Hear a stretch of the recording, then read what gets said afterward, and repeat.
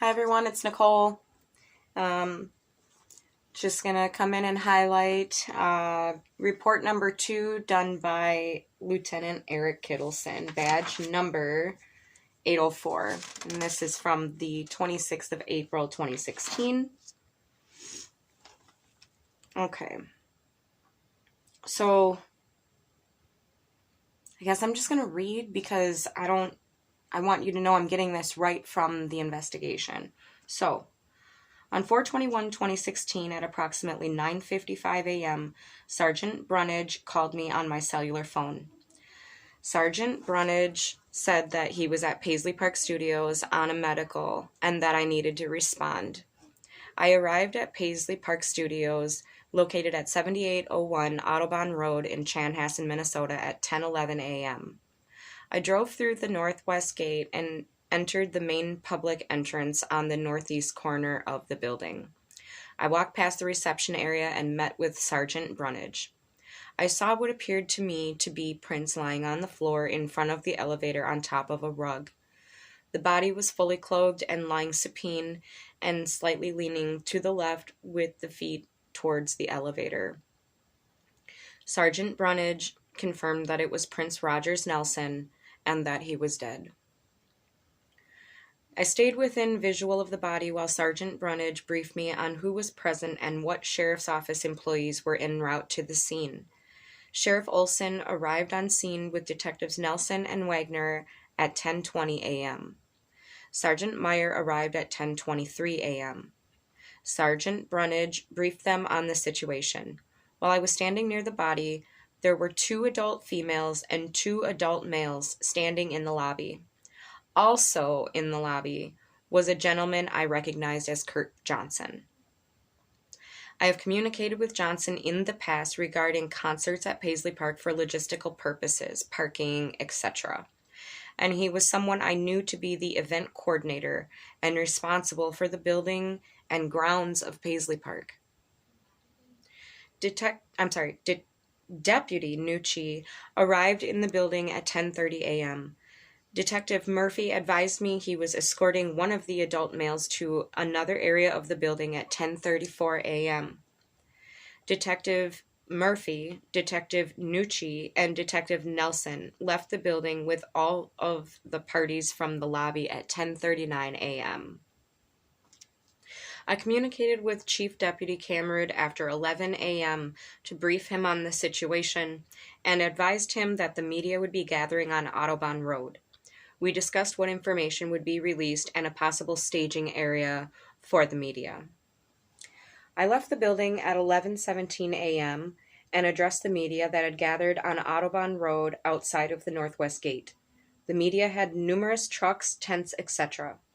I gave my business card to the media that was present. I advised the media that they could park on McLinn Drive and that they could stay on the boulevard on the west side of Audubon between McLinn Drive and Highway 5. I advised the media that was present that the sheriff's office was conducting an investigation and that the crime lab and medical examiner were on the way. I also advised them to contact our office in Chaska for any further information. As I was walking away, one of the media stated something to the effect of, the medical examiner and crime lab, so has there been a fatality? I responded yes, and continued back in the building through the northwest entrance at 11:21 a.m. I resumed a position near the body. Medical examiner Strobel and Hennepin County Sheriff's Office Crime Lab arrived inside at 11:26 a.m.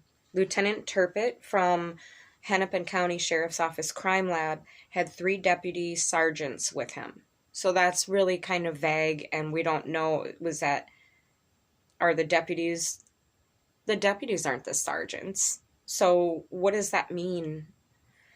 I maintained a position near the body while they were briefed.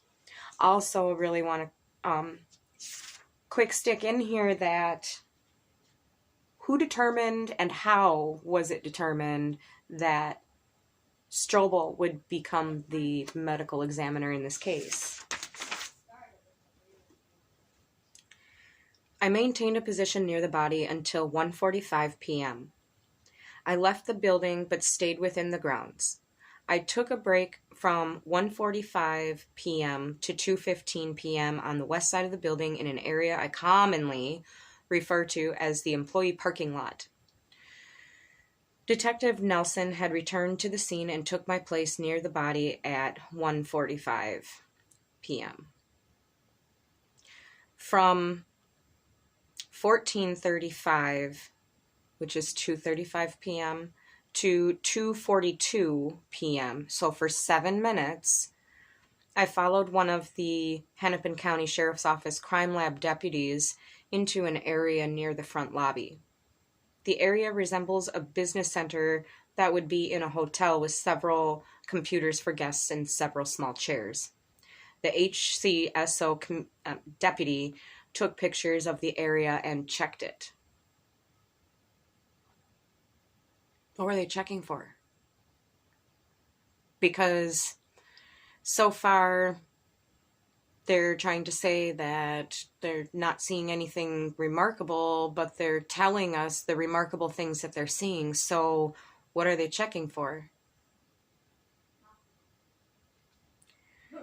The HCSO crime lab deputies were documenting the scene with photographs and also documenting the collection of evidence.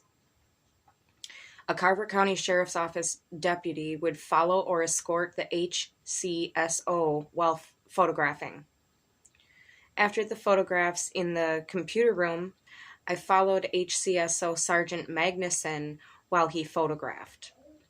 Commander Cheetah assisted. The route was clockwise around the building. South on the main floor past the offices on the east side of the building into the main performance area, up a set of stairs on the southwest corner of the building into a large room that had a bed and a nightstand in it. I saw the nightstand, which was to the left of the bed, an open bag of Hall's cough drops, and what appeared to be a tube of lipstick. I pointed this out to Sergeant Magnuson, but the items were not collected at that time. I then followed Sergeant Magnuson along the catwalk to the roof door. Sergeant Magnuson opened the door and looked out at the rooftop. I gazed out the door as well, seeing nothing remarkable. We proceeded down the center of the upper level and arrived to where the CCSO investigators were primarily concentrating their search in an area that had another bed in it. So what a fail that they passed up the lipstick, the open bag of Halls, and we're not seeing anything remarkable though. Let's see. The upstairs area is near the main entrance, so I proceeded down the stairs and met with Dr. Strobel. I assisted with preparations for transport of the body. I carried the body, which now had been bagged, in the elevator. Okay, hold on a second. What? Let's read that again. I carried the body, which had now been bagged, in the elevator. Okay. So it's possible this is going to happen throughout the entire investigation, where the way that these guys are wording their stuff can be taken ambiguously.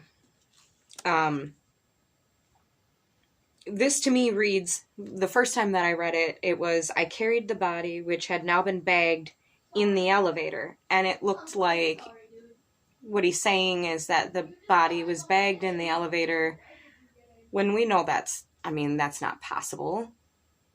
So maybe what he's trying to say is, I carried the body, which had now been bagged, into the elevator with Sheriff Olson and Sergeant Meyer and Lieutenant Williams. That makes more sense to me in all this mess.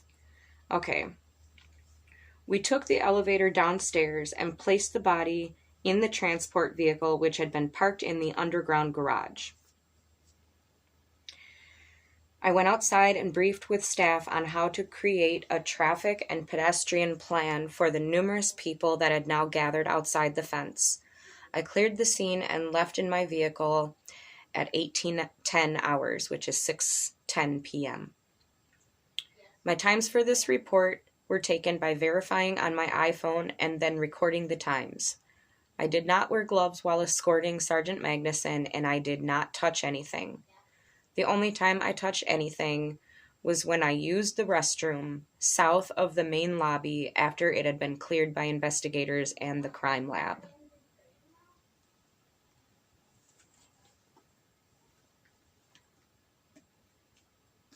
Part 3 highlights are next.